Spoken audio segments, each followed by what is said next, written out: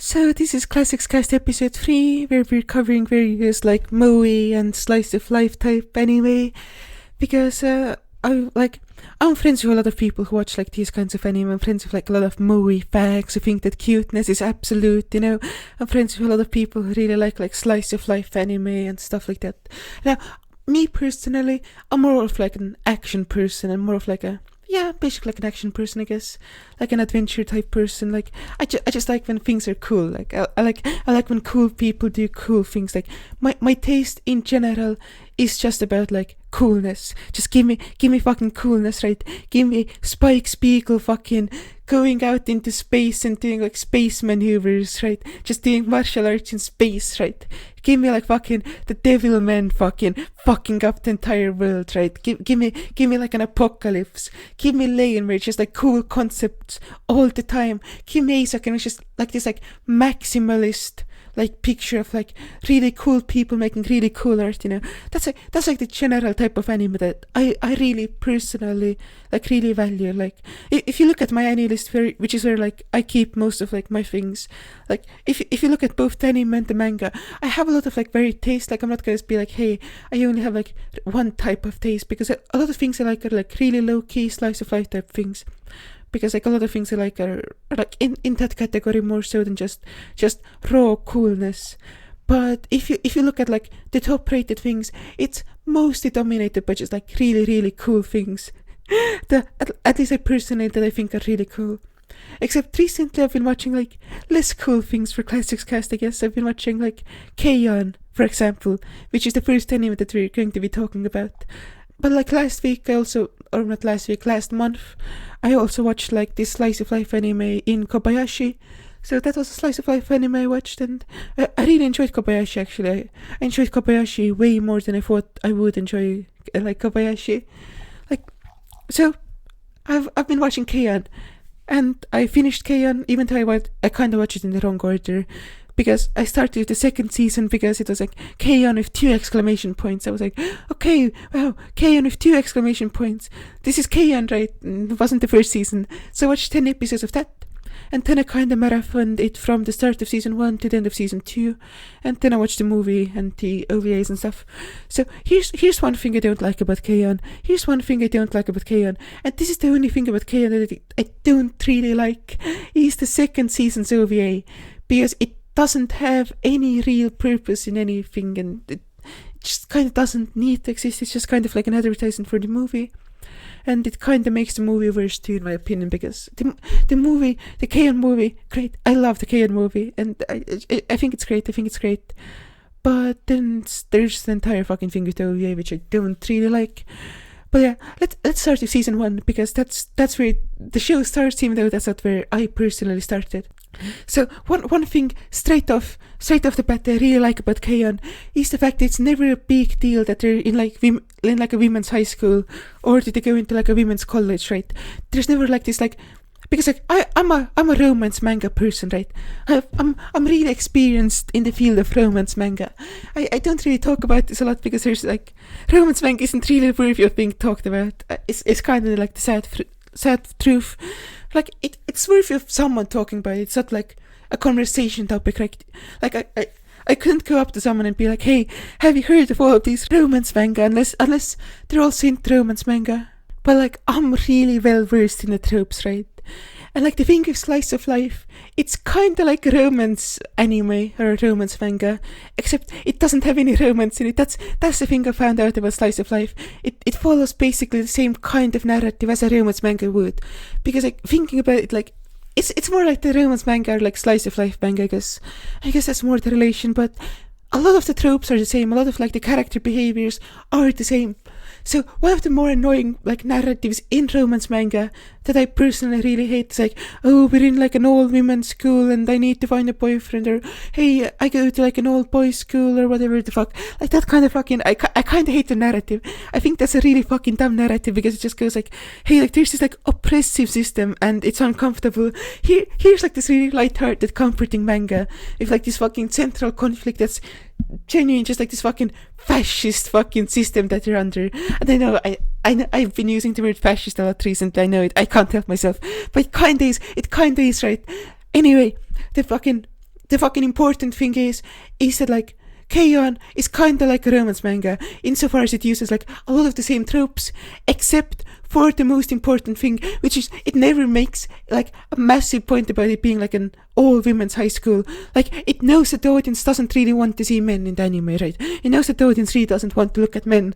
So it has just a setting with just cute girls, and it never has to talk about it. There's never once in the entire anime, like, that part of the setting is never brought up. It's just something that gets said, but it's never something that gets like really expressed, right? Because it's just not relevant to the story at all. And I really like that part because like the part of K-On! That really like is comforting is that anime deals with like a lot of like really real and uncomfortable feelings and like real and uncomfortable things, and it just always tries to find like the best side of all of that. It just tries to make it all seem like comforting. It like provides like a picture of the world that like is much easier to accept than like the actual reality, right? Because it treats like really serious like topics with like kind of serious like themes and stuff, like, but it never like gets like too down about them. I guess it just tries, like, the characters are themselves like all like kind of optimists, right? All the characters are just like trying to find like the best way that they can navigate the world. So that, like, because we see the world from like the perspective of all of these characters, they're like trying to find the best things in the world. It's all like really, really comforting. It's all like it's really nice because like we just have like the perspective of like optimistic people, I guess, which is ultimately like the thing that I guess matters. But yeah, real quick, how would I rate K-On! Okay, now I have moved on to 100-point rating system, where like up to 89, right? The way to get like a standard 10-digit rating is to just look at like, okay, what does it start with? Like an 83 is an 8, an 89 still an 8, just like a higher rate. With the 90 to 100 it's different, because 90 to 95 is a 9, 96 to 100 is a 10. So that's my rating scale right now. So where does K-On! Fall on this rating scale? So the first and second seasons are both 84s for me, which are just like middle 8s, which for me, that's like a pretty high bar, because I don't really, like, when you just look at the things I like, if I give something a middle 8, that means I really, really like it. And it means I'm a really big fan of the thing itself. Even though it's like not one of my favorite things of all time, it gets like pretty close to being one of my favorite things. Like, I would say like K-On! Is just like one tiny step away from being one of my favorite things of all time, or like one of the things that I would consider my favorites. Like, I like right now, I would put K-On! My 3x3 just because I haven't seen enough anime, probably, right? However, like if someone asked me, hey, if you have seen 100 anime, would you still put K-On! Your 3x3? I would say no, probably not. But if it was like just slightly better, it would be 3x3 material, which is basically what this rating is about. So K-On! Is just like slightly off 3x3 material. Also, I don't know why I can't talk right now, because I know I can't talk right now because I've been talking today like a lot, but just bear with me. I have thoughts, I need to express them. Anyway, yeah. So that's how I would rate K-On!, except for the first OVA and the movie, both of which I think are like low 90s, which are just like 9s, like middle 9s, I guess. Not like low 9s, because low 9s would be like a straight 90. I really liked both of them, but I'll get to those like way later when it's like time to talk about them. So let's talk about season 1 of K-On! Let's finally get around to like the actual anime, not about like some various details I really like need to talk about first. So the first thing obviously about any Kyoto animation show that really stands out is that they look and sound really good. Like all Kyoto animation shows are pretty well directed, they look and sound good, and I think the first season of K-On! Is like better directed than the second season, but I also think it like overall doesn't really have a story that's like as great as the second season, because like it kind of goes at a breakneck speed. Like the first season of K-On! It's like every episode happens basically after a month or something, or like after 2 months. It's just every episode has like a large time period between them. Now there are some like really standout points in season 1. Now one thing I really like is like the repetition in season 1, where you have like the same type of like things happening over and over again, like showcase how like the world itself would work. And like for me, season like K-On! Obviously is not about music, it's not about the light music club, it's not really even about the characters. It's a story about what it means to like grow up and what it means to like move through time, right? So the first season is just like kind of like the same 2 years, except from like a different perspective, right? It's kind of like a perspective shift on the first like 2 years of being in high school, right? And that like really captures like the element of like the passage of time that Keion is actually about, right? Because it's just like there's like so much repetition, because like it's kind of hard to explain unless you watch the show. It's more like really believable events happen over and over again, just because it's like 2 years with like the focus being on the same events, right? You have like the Christmas winter saga on like the first year, and then you have like the same saga in the second year. You have a training camp on both years.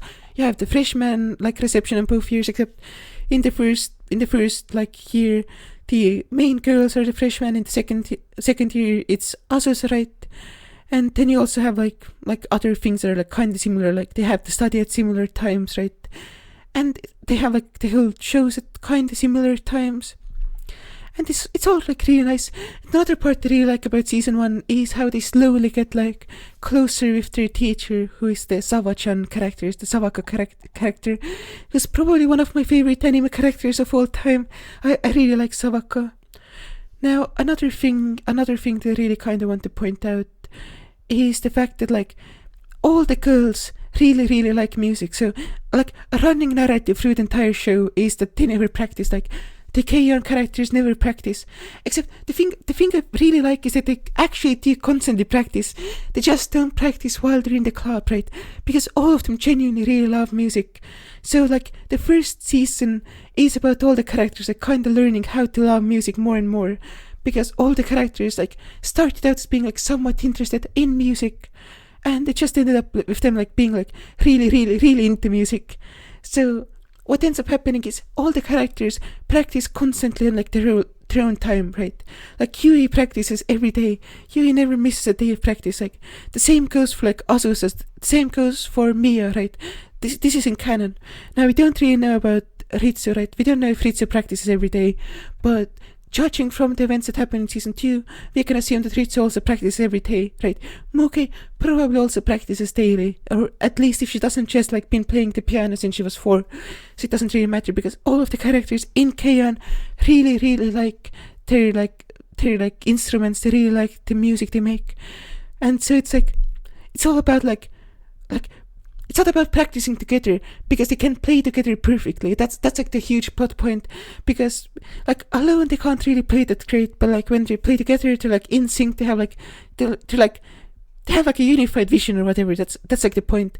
So for them, like the not practicing part is way more important than the practicing part, because like entire metaphysical concept of like being in harmony as a band. So they just like drink tea and eat snacks, and that like gives them the harmony they need, or whatever. Another really, really cool thing about Keion is how it uses subtlety to make the character designs really stand out. Because usually when they're like school uniforms, the way the characters get distinguished is by giving them like a really, really unique like hair color, or like a face or whatever, or like a hairstyle even. In Keion, there are distinct hairstyles. Like Yui has a really distinct hairstyle, like Muke has really distinct eyebrows, right? They have like really distinct styles. However, like the thing that I really, really appreciate is the way that they dress, right? Like the outfits in Keion really reflect the personalities of the characters, and you can be like, oh hey, like, but like Muki and Mia just wear like the basic school outfit without like any real modifications, and that also reflects her personality. Like that really immensely reflects the way that Muki and Mia like are as people.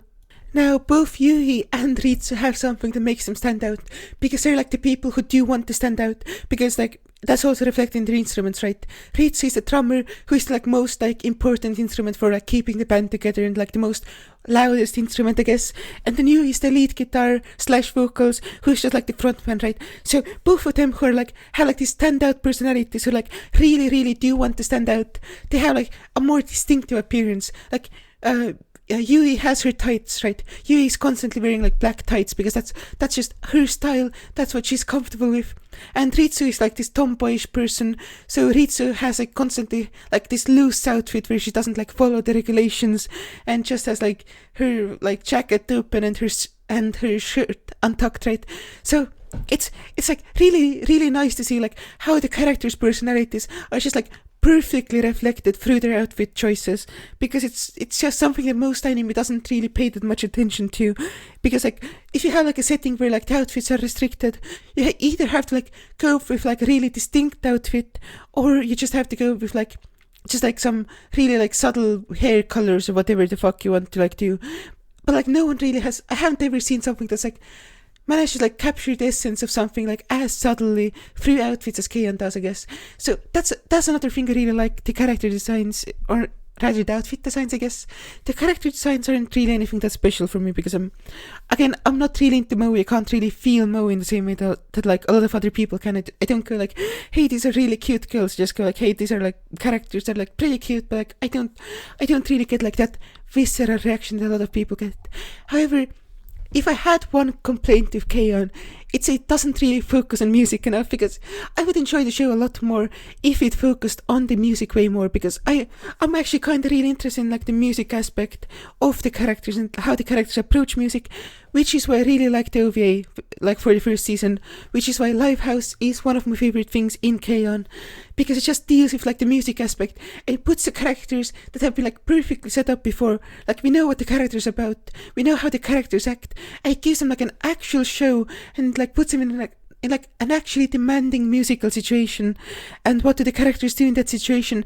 Well, they just like play the music, and they kind of make the mistakes that you would expect them to make. They kind of make like the friendships you would like expect them to make. And overall, it's like a really, really nice thing to witness, at least for me personally. And I really enjoyed it. It just goes all out in the music aspect, and it doesn't really make any sacrifices on like the personal aspects or like the character relationships. So I really like the OVA, and it's really nice to see the OVA. But yeah, that's basically all I have to say about the first season. But then there's also the second season. So Keion season 2. Now the passage of time has been slowed down drastically. The directing style has become like way more grounded, and it's no longer like this like really slice of life area, like absurd, I guess, type of like directing. And it's now like a more like grounded, more like solid like type of character modeling, and like everything in Keion season 2 is like way more grounded than it was in Keion season 1, which personally I don't prefer as a directing style. However, I do think it's like I do think it's like a valuable thing, and I do think it like serves the later part of the season better. However, I'm not that big of a fan of like the first 10 episodes of season, or 9 episodes rather, of season 2. Like that's like kind of the sort of episodes you would have seen in season 1, right? They're not like really serious, they don't really have like a grand narrative. However, like one thing I really appreciate is that it kind of reveals that every character in Keion is kind of dumb, right? Because like in season 1 there's like this like barrier set up where like Mookie and Mio are like the smart ones, and like Azusa is kind of like the smart one, but she's like just kind of naive, and then Yui and Ritsu are kind of like dumb, right? But in season 2, like that barrier is completely broken, and every character in like the Light Music Club is shown to be like kind of like a dumbass, which I really like personally. I think it like adds like a much more like distinct character to Keion, I guess. It like follows like the central tropes less, I guess, that you would like expect from like an anime such as this, I guess. I'm not quite sure though, because I haven't seen enough slice of life anime to like really come to like an educated conclusion to it. But like generally in anime there are like smart characters and dumb characters, and like seeing like multifaceted characters in this way is like really nice for me personally. But the place for me where the anime starts to like massively improve is episode 10, with like the Sawako arc coming to a conclusion, Sawako being able to like accept the part of herself that just kind of does want to play like metal music and just kind of does want to like rock out and doesn't really care what others think. And then it turns out that other people just like that, and it's just nice to see like that kind of character development, especially because I really like Sawako. I think Sawako is really cool. Again, I'm a coolness fiend. I just like cool things. And the Death Devil song was super cool. Sawako's flashbacks were like really fucking nicely directed, really emotional, and I really like that episode 10.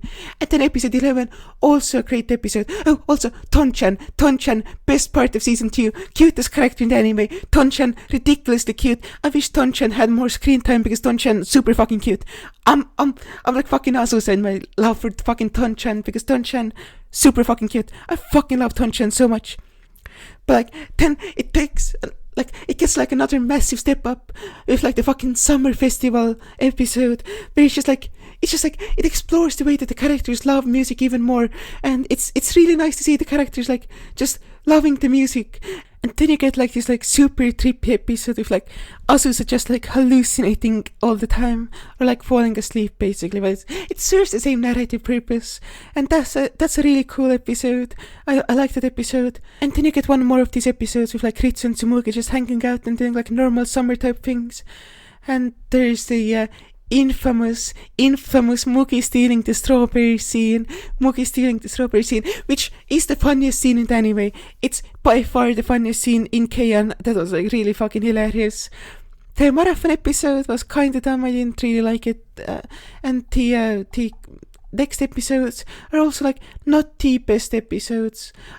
I kinda like the Asu's episode where she just hangs out with like all the senpais and just does the senpai things.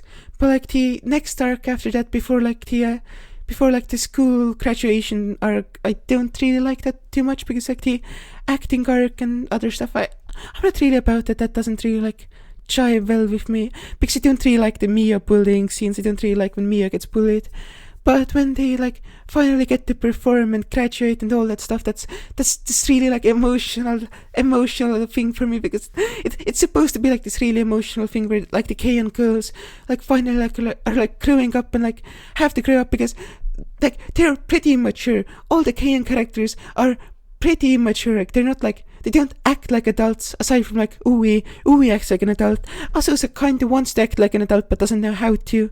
So that's like a really, really like heart-wrenching kind of narrative type thing. Except it's like it manages to still be kind of positive, because it's like you know that they're gonna do something cool when they like leave high school. They're not just gonna like be boring people after that, and it's gonna probably be good. So now then comes the extra episodes after the graduation arc, which I don't really like. I don't really like any of the extra episodes. They're decent enough until the OVA rather, and the OVA, I don't like the OVA at all. So that's season 2 basically. And then we get to the movie, which I think is the peak of Keion. The movie is great. I fucking love the movie. Like there's not really like a single element of it that makes it great. Like the first part of the movie isn't that great. There's also a narrative where she like thinks that Yui is being held back isn't really great. But like the ending and the trip itself and like just the character interactions, I really like all of it.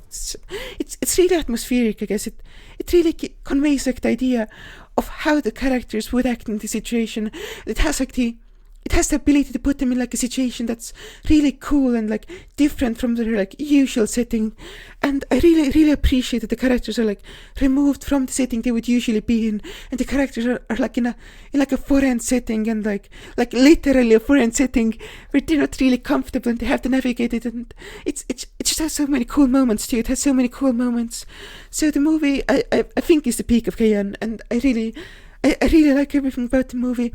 Now, one problem that I have with the only problem I have with the movie, okay, I have to calm down a bit, I have to like be able to talk again, but yeah, the only problem I have with the movie is the fact that the ending is the same as the ending of the anime, which makes sense, because the ending of the anime was great. The anime had a great ending, and the movie had the same ending, which makes sense given that the ending was good. However, it's still the same ending, so it isn't really that great. So, but it is how it is. It doesn't really impact my enjoyment of the movie that much, and I still really like it. And it is the best possible ending. I just wish there was like another way, and I don't really like that the OVA existed, but it's good enough. It's fine enough. The movie is great. The problems with it are relatively minor, and yeah, that's what I think about Keion. I guess that's all I have to say about Keion. Like, overall, I just like Keion. I guess that's my statement. I just like Keion. It's not one of my favorites, but I still really, really like it, and it's up there. It's up there in anime. It's a good anime, and you should watch it. It's atmospheric. It has plot.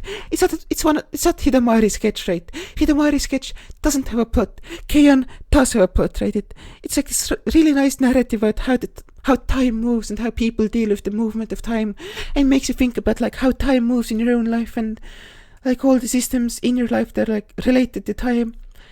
But it's just, yeah, it's good. It's other people have talked about it more in depth. Go watch their videos, and yeah, that's what I have to say about Kian. So let's talk about Lucky Star. Now, it can be really easily explained. It like every creative decision in Lucky Star is basically to serve it being like a time capsule of 2007 era anime stuff, right?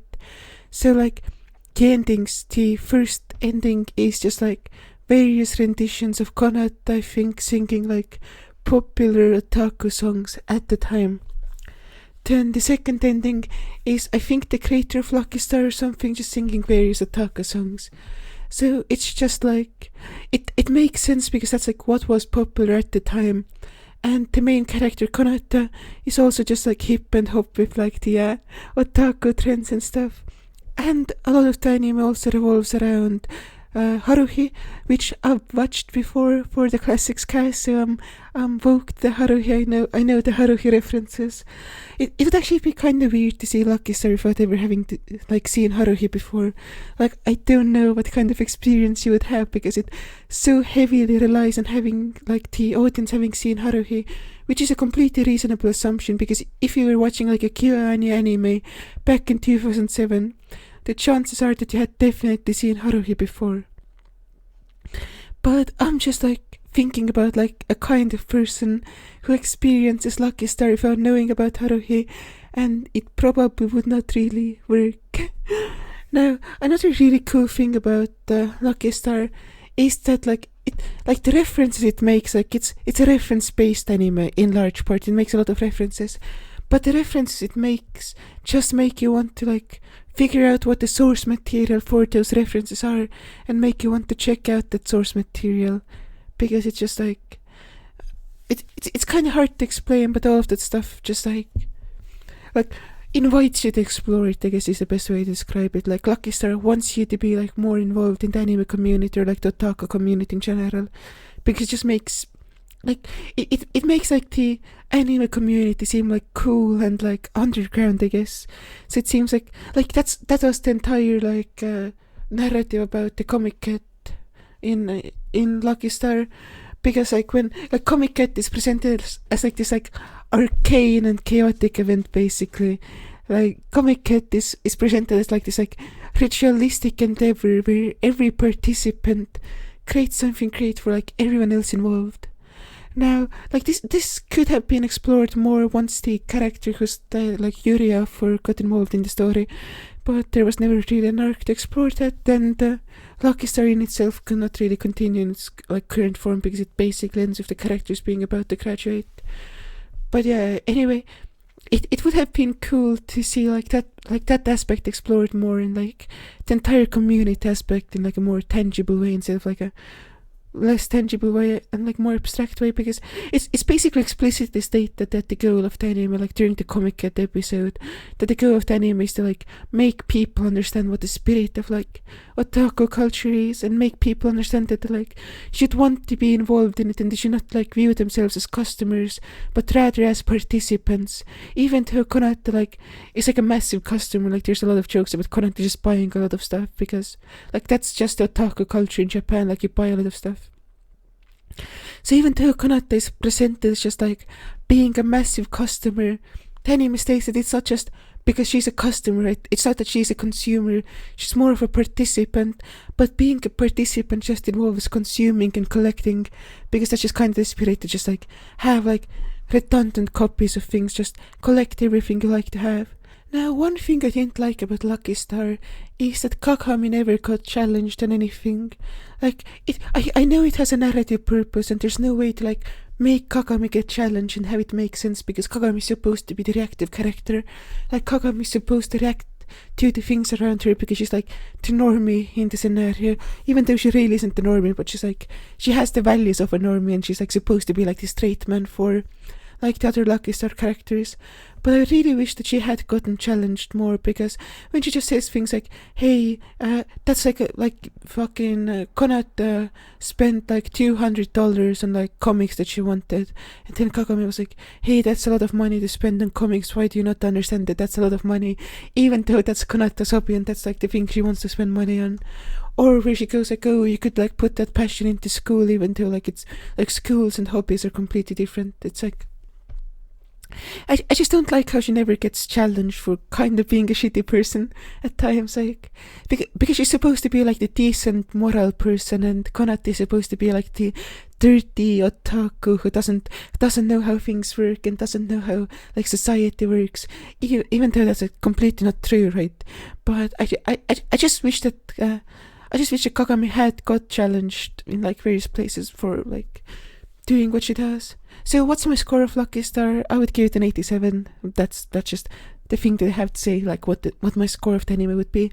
I liked it more than I liked Keion, but not a lot. And I liked the Keion movie and the first OVA more than I liked Lucky Star.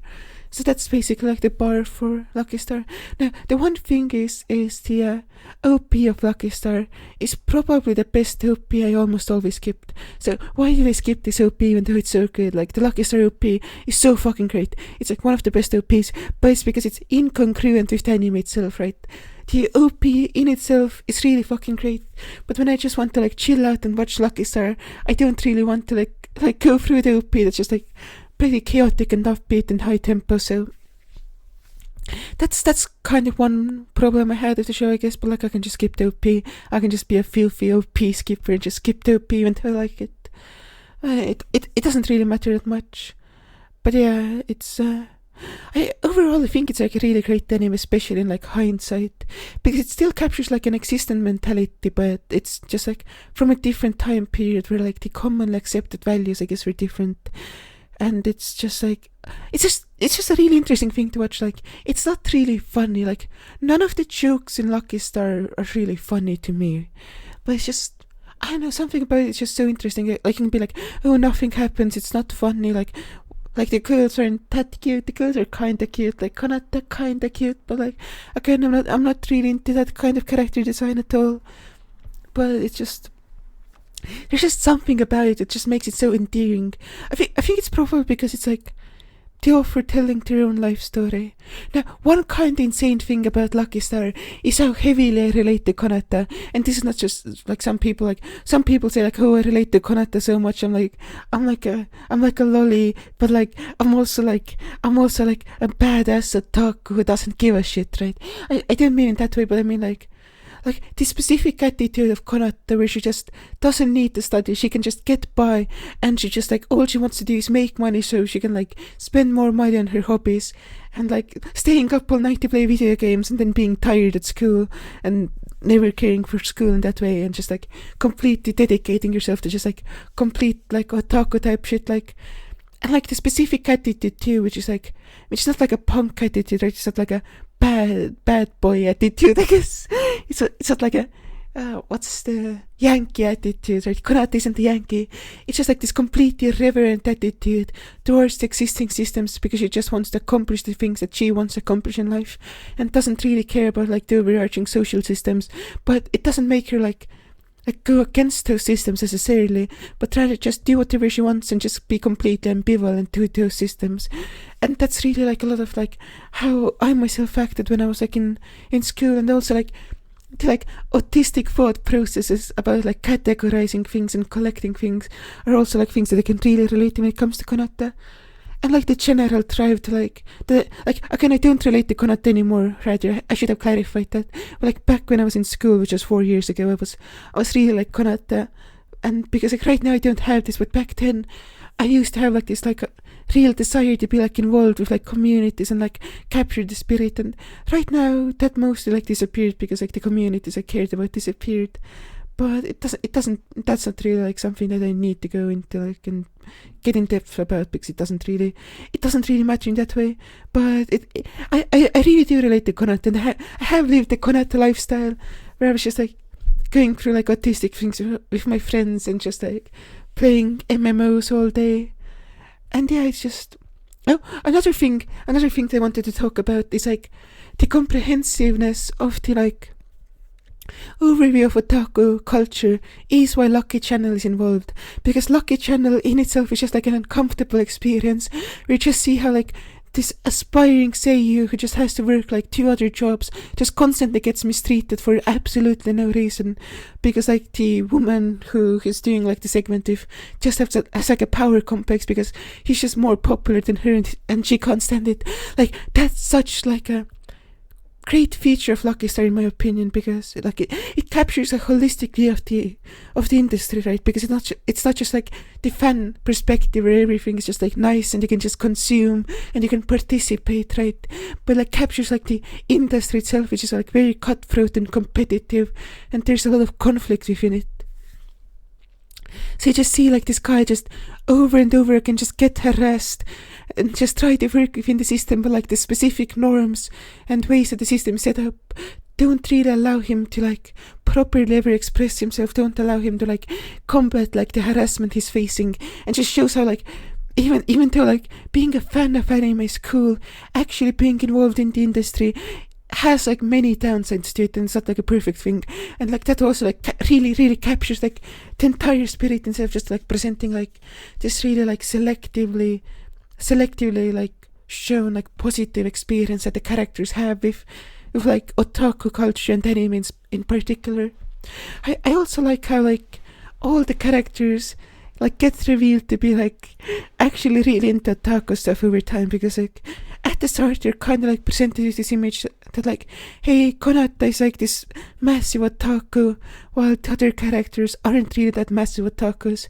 But then I kind of find out that like, hey, Kagami just reads light novels like all the fucking time and watches anime and plays games, and then like Tsukasa isn't really actively involved in like anything, but has like a passive interest in like everything otaku related. And then Miyuki is just like hyper autistic, so she just has like this like cursory understanding of everything, but and like has like the makings of like a game otaku, even though like she isn't like a game otaku. And then when you get like the entire side cast introduced, also the introduction of the side cast was kind of weird, because at some point you just had like 5 more characters just kind of randomly, and they all had their own interests and hobbies, and I can't really remember any of them that well. Like that's kind of really weird, because like the side characters don't really make any sense when you think about them. You just have like a Yuri fan, and then you have like Kagami's friends because she's stuck in like a different class, and neither of them really has a personality. They're just like versions of Tsukasa and Konata, who aren't Tsukasa and Konata. And then there's like Konata's cousin who lives with Konata, right? And that's just like an excuse to have like another lolly who's like an even bigger lolly than Konata in the show, because she just is like kind of an otaku but not really, and it's all kind of weird.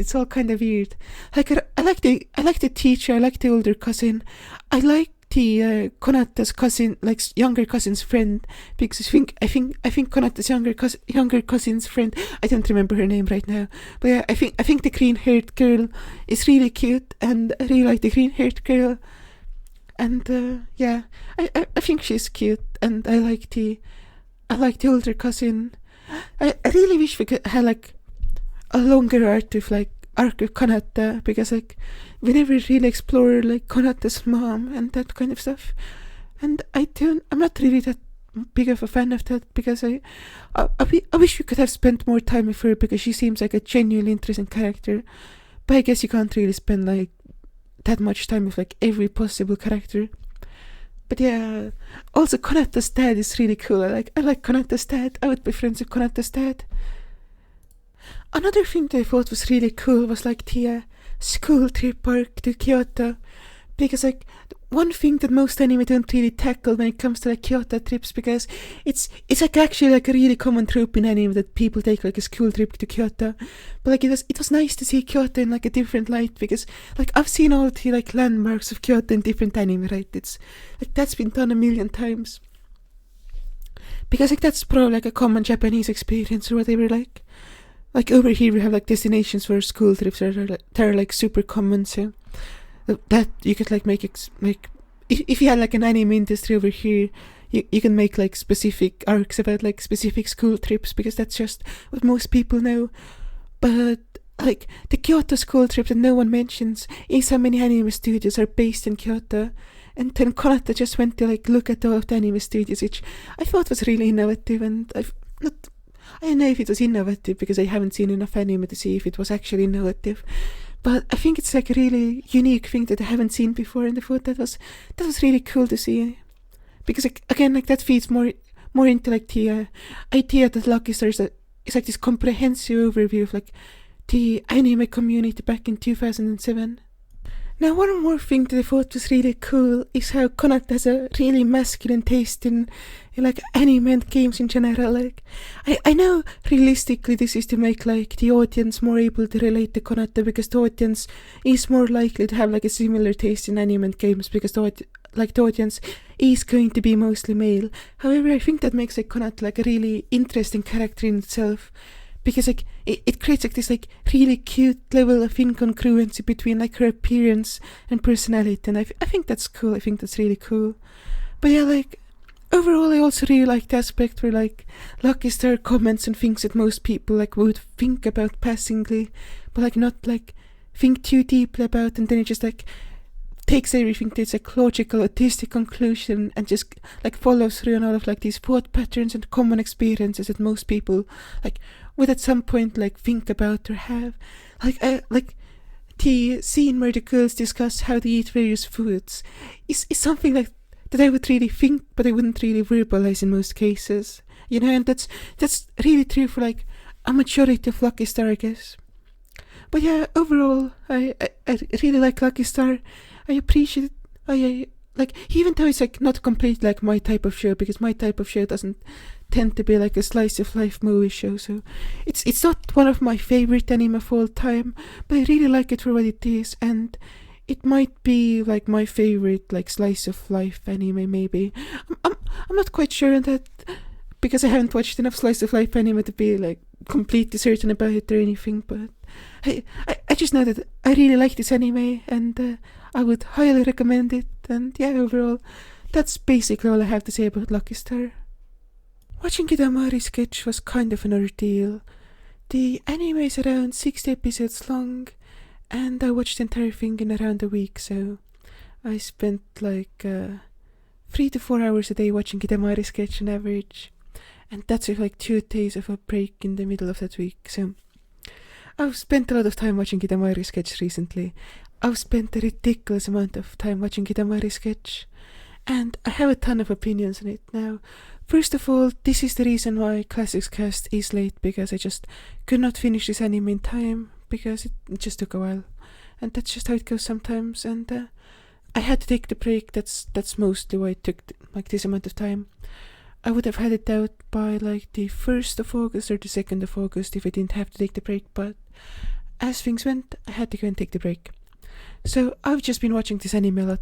I've been immersing myself in this anime, and the first thing I have to say is, without Hidamari Sketch, I would have never understood what like the concept of moe referred to. Because really the big project is with like this specific Classics Cast wasn't to just watch a bunch of classic anime, right? Because like that's not the entire point of Classics Cast. Like it's not just like, hey, I'm gonna watch a bunch of anime and give you my first impressions. Now the point is, I'm gonna watch all of this anime and try to understand them. And with this specific episode, one thing that I try to understand is why people like moe, why people get so enthusiastic and happy when they see cute girls doing cute things. And now obviously there's the answer that it's cute, right? Everything here is so cute, but as I've said before, I'm not really like into cute things so much. Like, I'm more into cool things. I'm more of a cool type of person than a cute type of person. But with Hidamari Sketch, around like 30 episodes or so, in like 20 episodes, 30 episodes, I finally figured out why people like moe, right? Because like there's a really easy assumption to make that, hey, these girls are cute to be sexualized, because all of the shows sexualize the cute girls, right? There's yuri bait, there's fan service, there's like all that kind of stuff. So the easy answer to why like the main characters are these cute girls, are so they can be sexualized, and so lolicons would like them, or something like that, right? Because it's always high school girls too, right? So that's like the easiest possible answer someone could have. And this is not the correct answer. This is not why the cute girls in Cute Girls Doing Cute Things Anyway are cute girls. Because if you think about it, there's no specific reason why they could, like, why they have to be cute girls, right? So, like, but like, the thing is, it don't exist to be sexualized. The people who really like Cute Girls Doing Cute Things Anime don't really sexualize the characters in those anime. Why is that? Because this is the revelation I had. It's not they're not supposed to be like sexually appealing to the viewer. They're supposed to act as in like imaginary friends, basically. You're supposed to look at these characters and be like, these look like the best people I could possibly be friends with, right? That's why Yui from Keion is like the way that Yui from Keion is. That's why Konata from Lucky Star is the way that Konata from Lucky Star is. And that's why every character from Hidamari Sketch acts like they do. Because they're supposed to be someone who you would want to be friends with. And sure, like the immediate pull for a lot of people is that they're cute and they're like horny 13-year-olds who just want to watch cute girls. And that's an understandable draw for an anime. That's completely understandable, right?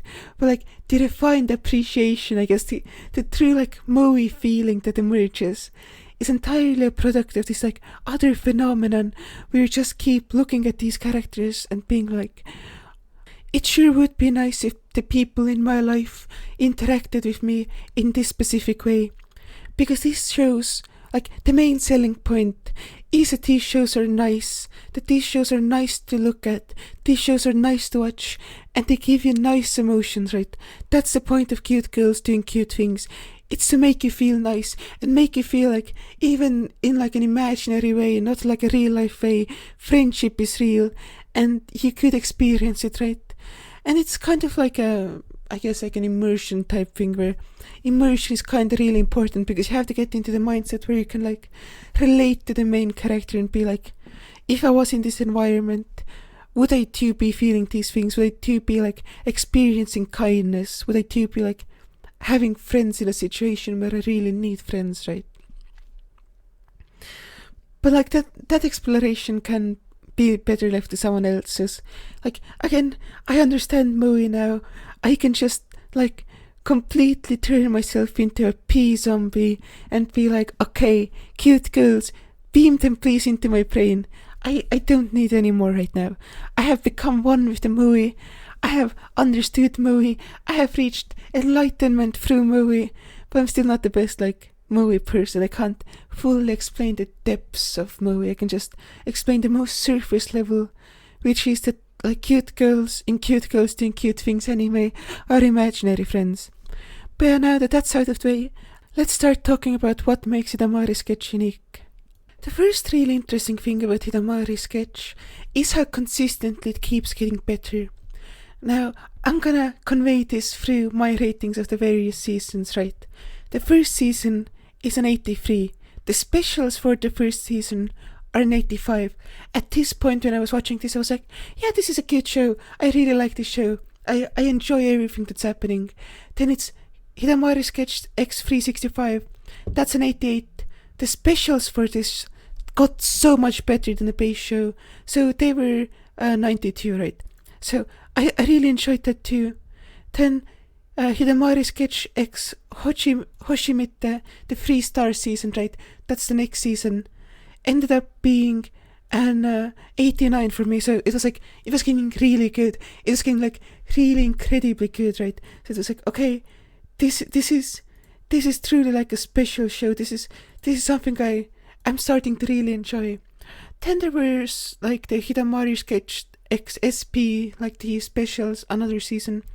And I was like, okay, did not like that much as much. It's an 86. But then there was the Honeycomb, which in its entire 12-episode season was as good as the 3-episode specials for 365, so it was another 92. And then the final 2 episodes, that was also a special, which was Hidamari Sketch Sahiro Sotsukyo Hen. That was a 95. That was one of my favorite anime of all time. That was in my top 5 anime of all time, right, that I've seen right now. I haven't seen that many anime, But I think the standard for the anime I've seen is pretty high because I've just been watching like the best anime for Classics Cast, and in general I've been just watching like good anime basically. So it's like, this is a really good show and it just keeps getting better. Like if you watch the first season and you go like, okay, this is not my favorite thing, but I kinda like it, just keep watching, because if you kinda like the first season at all, it gets better. Like, I mean, every season has its own appeal. In Hidamari Sketch, I wouldn't say that there's like any season that does not have its own specific appeal. It's just if the last season, the ability to have it being like a chronological and non-episodic order, just like tell like such a more engaging story, because it like could tell like this grand narrative, and this would not be like necessary for previous seasons because there was no real like grand narrative going on. But if like the it kind of has like the K-On! Final season narrative where like the upperclassmen are about to graduate, except you're not seeing this from the perspective of the upperclassmen. You're not seeing graduation from the perspective of the people who are going to graduate. And it's not like this perfect event where everyone is going to the same school, but rather it's like this imperfect passage of time where people are thrust away from like this like really comfortable environment, and you're experiencing this mostly from the perspective of the underclassmen who are really like losing people who they really cared about. But like everything is still good, everything is still perfect. It's like there's like a sense of loss, but there's no sense of anything getting worse. Nothing, like in Hidamari Sketch, nothing ever gets worse. Things just change. It's like, I guess it's like the entire Mono no Aware thing where like, oh, like it's like there's like this like feeling when things change, but like it's not like that things get worse or whatever. But that doesn't really matter. That doesn't really matter here, because like I should talk about the charms of other seasons. Also, I'm sorry I'm not really collecting my thoughts here, like enunciating clearly. I'm just kind of like, I'm just trying to convey like real like deep emotions that I'm having, and like trying to translate my experience of Hidamari Sketch into like an accessible or understandable format, I guess. So I'm sorry for stammering and like rambling, and because usually I try to make sure to make like these podcasts make sense, but like right now I don't think I can make Hidamari like Sketch make sense. So let's talk about the first season. Like, why is the first season special? Why does the first season have its like own charm? Like, even though it's my least favorite season, and it kind of looks weak when compared to how good the anime would get, because the anime is like a steady climb from the first season to the last season for me. But it's like, it's just like this like surrealist experience that completely like swallows you in its like specific way it's trying to present its like world, right? It's like this episodic show where like time isn't real, nothing's in chronological order, and like this also applies to 365, right? Because in 365 it's also achronological. I just think 365 generally flows better, looks better, and so on and so on. But like these two seasons like tell like a complete story of like a year in the life of these like girls, right?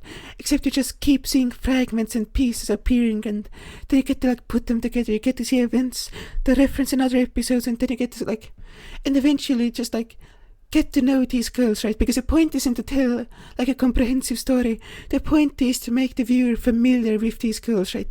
The point is to make you think that like these people would be fun to be friends with. It would be nice to live in like the Hidamari apartments and go to the Yamabuki High, right? So these are the first two seasons. They're really surrealist. They're completely achronological, right? Nothing makes narrative sense, and it doesn't have to. It's supposed to like basically like smother you.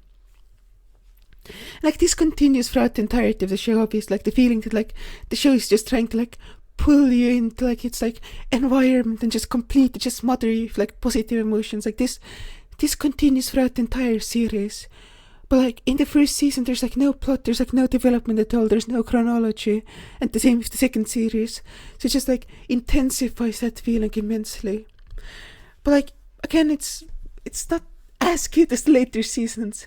It has its own definite charm, but it's not as good as Honeycomb. Like Triple Star Hoshimete. I like Hoshimete, I like Triple Star. Like I have nothing against that season at all. Like I think that's about as good as 365. It's not as good as Honeycomb, but like again, it's like a steady climb for me. It's it's not like a massive jump. And with Hoshimete, right, it's like it gets a bit more chronological. It loses a bit of the surrealism. But like again, it gains other things. It starts like transitioning to like the honeycomb narrative, but like from afar, because like now the story isn't just like Yuna coming to school. Now the story is like Yuna navigating through like school, like in like the midpoint of the school, right? Because now she has underclassmen and like she has to deal with people from like a lot of different ages and like more environments than before, and it's all just like, I don't know. It all just. It's a rich tapestry. It's all a rich tapestry, and it just paints this perfect picture. And like it's like when you watch Hidamari sketch, it's like recovering from trauma, right? Like at first you're just seeing all of these fragments. You're seeing all of these fragments, and you're putting pieces together, and then you're just starting to feel better, and then it's just like the pieces start making more sense. Everything starts making more sense, and finally you arrive at the narrative, and you're able to like let go of like the emotions. Like that's like it's hard to explain. It's hard to explain. And like no events in Hidamari sketch matter. No specific event in Hidamari sketch actually matters. It's all about the characters and their progress and their life stories, right? Hidamari sketch is about like just seeing a piece of the story of all of these people, and it's just like, okay, get that piece of the story, and it's hard to explain for me. Like I don't know if I could. I honestly don't know if I could explain any of this actually. So yeah, that's my thoughts on the seasons, but like the seasons aren't why Hidamari sketch is good. Like it's not like the specific directing, it's the characters. Hidamari sketch is good because of the character like writing. Hidamari sketch is good because the characters are good. Like every character in Hidamari sketch could be the main character, like main four girls. We could also say like the main supporting cast too. But all of these characters could be the main character in their own anime. So what you have in Hidamari sketch is basically like you have all of these main characters put together into one environment, and it just fucking works. It just fucking works. All of it works. It's so fucking great. Every Hidamari is best girl. So the first thing about Hidamari sketch is that it has ascended beyond Yuri bait. It's such an advanced form of Yuri bait that it's basically just a Yuri. By any reasonable standard, every girl in Hidamari sketch is in a lesbian relationship with another girl from Hidamari sketch. Sai and Hira are basically dating. Like, they're just a couple. They do things that couples would do. They spend all their time together, and they're just a couple. It's just a Yuri, basically. Then Mia and Yuna, right, are also just a couple, right? Like, they frequently sleep together, like, they take baths together, they're a couple. Like, and the final year of girls whose names I honestly don't remember because I'm really bad with names, but they're also a couple, they do couple things, right? Like, all of these girls hold hands with their basically girlfriend, right? By any normal standard of relationships, Hidamari sketch is a Yuri show. And I know it's like Yuri bait, nothing is confirmed, there's never like a formal relationship agreement or whatever, but that doesn't matter. That's like the last thing that matters at all, because it's all about whether like there's a formal relationship. It's about whether or not these characters like are in a relationship, which they demonstrably are. So to me, Hidamari sketch is also a Yuri show now. This is not like an astute observation at all. This is something that basically everyone realizes. Like, this is the text of the show. This isn't even the subtext of the show, you know? But like, there's some moments in the show that distract from like this like messaging, I guess, where the girls go like, yeah, I haven't been on any dates, I'm not interested in dating, where like they're obviously dating each other. So I don't really like that part of the show. Like, that's not really like my thing. That's not. I think it detracts from the central like aesthetic, I guess, is ultimately like what I think is happening. But like, it doesn't really matter. It's like such a minor complaint. like, it is a complaint I have with the show. Like, don't get me wrong, I have some complaints with the show, but that's just like such a minor thing that I'm not gonna like it bothered me, which is what I'm talking about for like this amount of time, but it didn't bother me enough that like it detracted from my enjoyment of the show. It was just like more of like a pet peeve type thing. But yeah, like another thing with the characters of Hidamari Sketch is the fact that like all of these characters are people with flaws. Now, when you're watching the anime, you don't see that these characters have any flaws, right? You never think that these characters have any flaws, because any flaw that they have is immensely like endearing and cute, and you just like them more for their flaws. But there are some flaws, like for example, Yuna worries way too much. Yuna is constantly worried about everything, right? Mia, like, is just kinda abrasive, kinda rude to people. That's what Mia is. And then Sai is just cold, distant, and overall like can't really be emotionally close to anyone.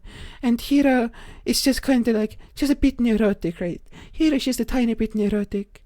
And then it comes to like the first years in the last 2 seasons, right? Like Nazuna is not, like kinda just like naive and not really experiencing anything. And Nori is just like kind of overly angry at some points in time. Like, all of these characters have very defining flaws. All of these characters, if they were portrayed in a different way, could be considered like imperfect people. But the way that Hidamari Sketch presents these characters makes you accept their flaws and makes you be like, I don't care that these characters have flaws. I just want to see more of them. I just want to experience these characters more. And that's the point of Hidamari Sketch. It's to make you look at flawed people and go like, I can see the good in these people. I can see why the world isn't completely awful all the time. I can see all of these things that might not ever like be relevant in like most of my day-to-day life, because my day-to-day life is kind of shitty. But I can like have like this like type of like training when it comes to like being able to see people as like valuable, and to be able to like see people as like really like something that you can like decipher and love and shit like that, you know. But yeah, it's just all of these characters are great.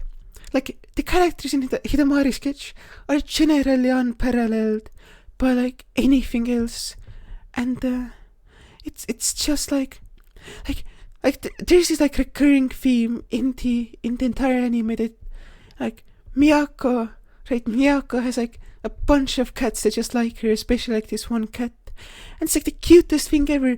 Like, all of the, and like it's just like, it's so hard to explain without like just describing the events that happen in the show. Like, the girls just like pick tomatoes, grow tomatoes, and make food from tomatoes. None of these events mean anything, but the way that they're portrayed makes you see like the inherent value in all of these people and in all of their respective lifestyles, and like it just makes you feel like hopeful for the world, I guess. But like it's really hard to explain. Just watch the show, because the show is good. Another thing I really like about the characters in Hidamari Sketch are like all of these side characters, because all of the side characters are genuinely also great. Like the landlady is like a really charismatic person, because she's also poor, right? It's not like she's in like a dominant superior position, because like she isn't like wealthy, she doesn't like control anything. She's just kind of there as like a factor of like the capitalist economic system that Hidamari Sketch is set in, right?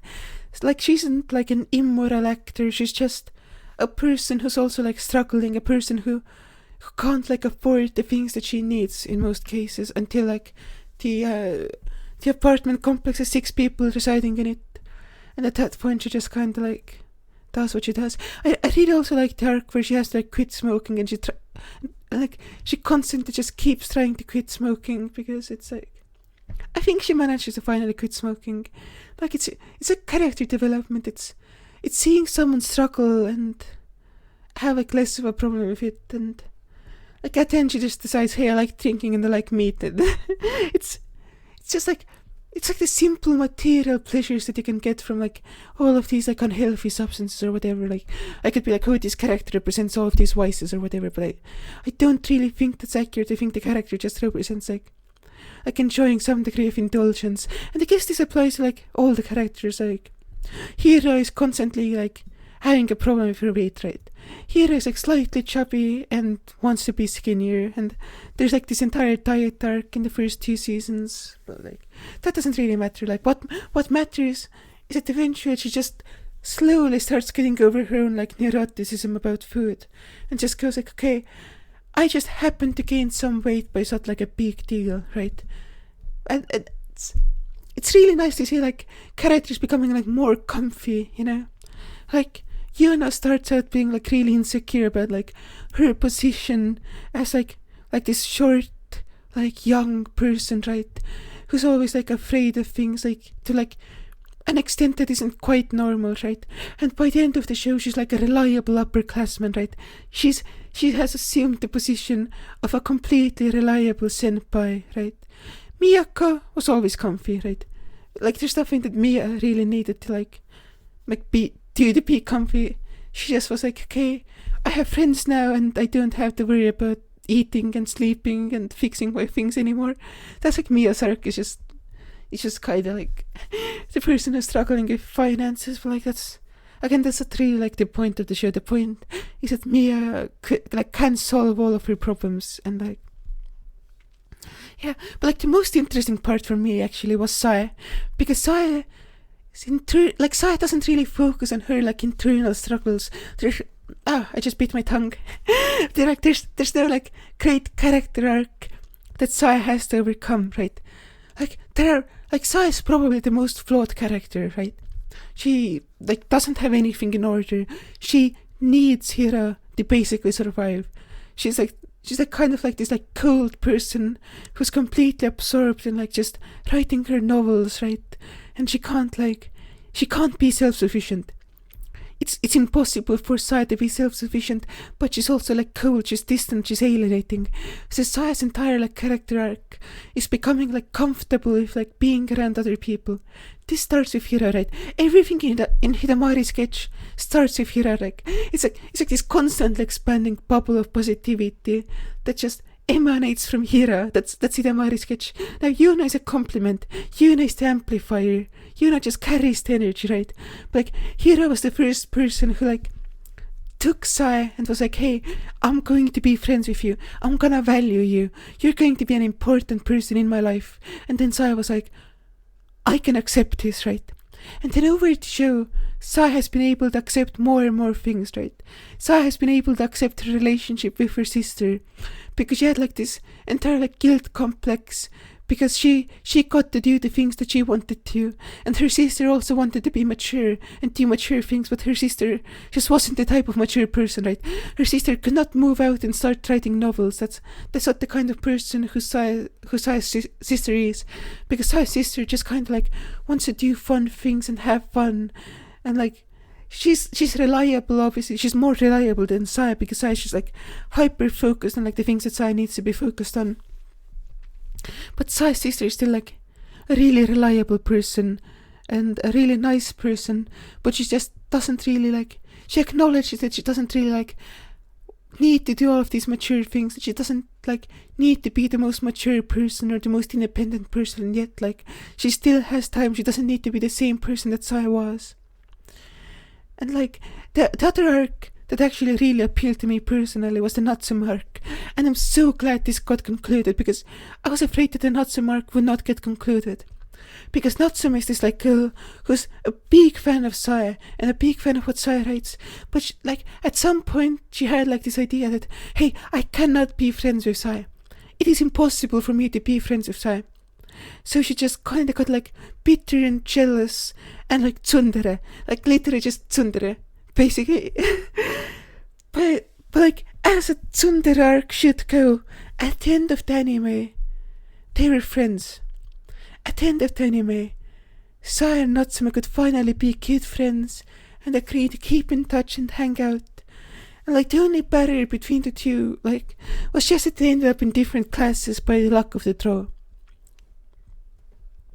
So yeah, it's like, I'm not gonna say it's like powerful because it's not supposed to be powerful, but it's like human and comforting, and it's nice. It's Hidamari Sketch is nice, and then there's also like the relationship between like the principal and Yoshinoya, right? Because the show starts with basically the principal and Yoshinoya constantly being in like the most mildest form of conflict, and as the show goes on, like they just form this like symbiosis where the principal appreciates Yoshinoya because she's creative, she's fairly reliable when she wants to be, although she has like all of these eccentricities, right? But like eventually the principal comes to accept Yoshinoya, and Yoshinoya comes to accept the principal, even though the principal is kind of conservative, kind of like this old-fashioned person. They finally like accept each other and like form a relationship that can like, because ultimately both of their goals is to just make like the younger generation better off, right?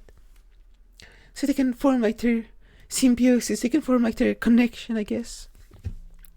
That's another really nice narrative to see throughout the anime. Like, I guess Hidamari Sketch is not an anime about events. Hidamari Sketch is about people moving through time and figuring out who they are and figuring out what they need to do with their lives and figuring out like where they can go from here, I guess.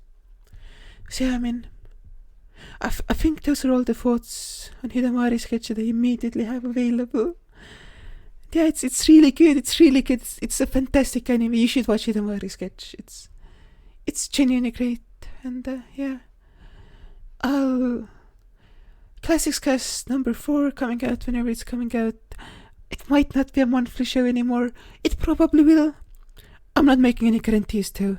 Classics Cast number 4 might come out in 2 months. I don't know yet.